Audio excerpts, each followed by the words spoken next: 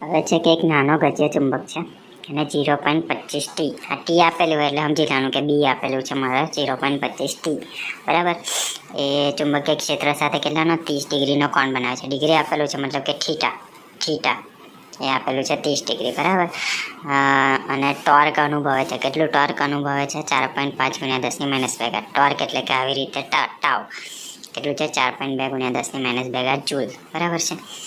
તો એનું મુવમેન્ટનું મૂલ્ય કેટલું હશે, મતલબ કે આપણે એમ શોધવાનું છે. તો સિમ્પલી આપણે જે ટોર્કનું સૂત્ર હતું, જે આપણે સમીકરણ સોલ્વ કર્યું હતું આગળ, એનું સૂત્ર શું હતું ટાઉનું, તો કે એમ બી સાઇન થીટા. હવે આની અંદર આપણી પાસે થીટા પણ છે, બી પણ છે, ટાવ પણ છે, તો એની પરથી આપણને એમ મળી જશે. સિમ્પલ, ટાવ મૂકી દીધું, જે આપ્યું હતું એમ શોધવાનું છે. એવું ને એવું બી આપેલું છે 0.25 અને સાઇન થીટા એટલે કે થીટા છે સાઇન 30 થઈ જશે. ઓકે, હવે એમને એમ શોધવાનું છે એટલે કે એમ એક બાજુ રહેવા દઈએ અને આ જે બે વસ્તુ છે સામે જશે તો છેદમાં આવશે, બરાબર. હવે આનું આપણે કેલ્ક્યુલેશન કરીશું તો મને એમનો જવાબ મળશે 0.36 ને એનો યુનિટ યાદ રાખવાનો જૂલ અને T-1. ઓકે, કાં તો જૂલના છેદમાં ટી આવું લખીએ તો પણ ચાલે. બસ આટલું જ કરવાનું હતું. ખાલી અમુક સૂત્રો યાદ રાખવાના છે, ડાયરેક્ટ મૂકીને જવાબ લેવાનો છે. ઓકે, હવે છે કે બોર મોડલનું છે જે સૂર્યની આસપાસ 3×10⁴ ઝડપ આપેલી છે, એટલે કે વી છે 3×10⁴, અને ત્રિજ્યા આપેલી છે, આ ત્રિજ્યા આપેલી છે 1.5×10⁻11, તો ત્રિજ્યા પણ થઈ ગઈ. ઓકે, ધરાવતી કક્ષાના પૃથ્વીના બ્રહ્માંડને રજૂ કરતો ક્વોન્ટમ અંક શોધવાનો છે. શું શોધવાનો છે? ક્વોન્ટમ અંક. આ પૂછાઈ શકે. તો અમારા પૃથ્વીનું દળ આપેલું છે આટલું, દળ એટલે કે વજન એટલે કે એમ કેટલું આપેલું છે 6×10⁴ કેજીમાં છે. ગ્રામમાં હોત તો આપણે કેજીમાં ફેરવતા. ઓકે, હવે 3 વસ્તુ આપેલું છે. ક્વોન્ટમ અંકની ફોર્મ્યુલા શું છે? કે n = m × v × r. mvr તો છે જ આપણી પાસે, ગુણ્યા 2π/h. હવે h એકલો નથી, આવે h આપણે મેં આગળ શું યાદ રાખવાનું કીધું હતું? h 6.63 × 10⁻²36 યાદ રાખવાનો છે.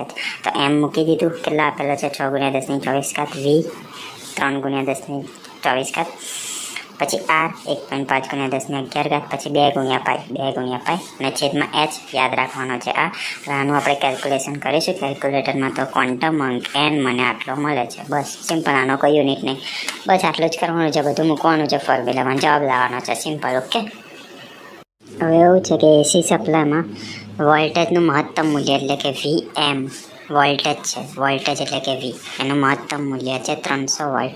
તેનું આરએમએસ વોલ્ટેજ શોધો, મતલબ કે VRMS શોધવાનું છે. અને બીજું, એસી પરિપથમાં પ્રવાહનું આરએમએસ મૂલ્ય. પહેલાં વોલ્ટેજ એટલે કે વી, પ્રવાહ એટલે કે આઈ, એટલે કે આઈનું આરએમએસ મૂલ્ય એટલે કે આરએમએસ છે 10 એમ્પિયર, તેનું મહત્તમ મૂલ્ય એટલે કે આઈએમ શોધો.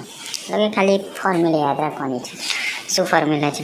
જો આરએમએસ, પહેલાં તો મહત્તમ મૂલ્ય છે, એની ફોર્મ્યુલા શું થાય? મહત્તમની ફોર્મ્યુલા રૂટ, એક મિનિટ, તો મહત્તમ જે વોલ્ટેજ છે એની ફોર્મ્યુલા શું થાય? √2 × VRMS. એવી જ રીતે એમ્પિયર પ્રવાહની મહત્તમની √2 × IRMS. બસ આનો ઉપયોગ કરીને આપણે ગણીશું. મને આરએમએસ VRMS પૂછ્યું છે, બરાબર. Vm = √2 × VRMS. તો મારે VRMS જોઈએ છે, તો એની જોડેનું √2 સામે જશે, તો Vmના છેદમાં આવતું રહેશે. બસ એ જ ફોર્મ્યુલા છે. આરએમએસની Vmના છેદમાં √2, Vm આપેલું છે 300, છેદમાં √2 છે. જવાબ ગણીશું, મને વોલ્ટેજનો આરએમએસ વેલ્યુ મળી જશે. બસ પૂરું. એવી જ રીતે આમાં આરએમએસ આપેલું છે ને એમ વાળું શોધવાનું છે. તો કાં તો Im બરાબર ડાયરેક્ટ હું √2 × IRMS કરી દઉં ને તો પણ ચાલે. આ સૂત્ર યાદ રાખવાનું.